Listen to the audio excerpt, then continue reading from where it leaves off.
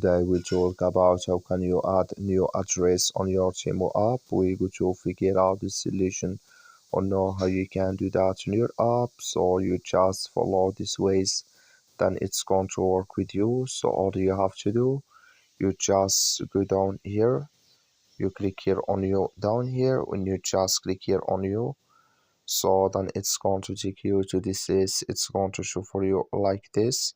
Then all you have to do now, so you just click here on addresses here, just click on it here.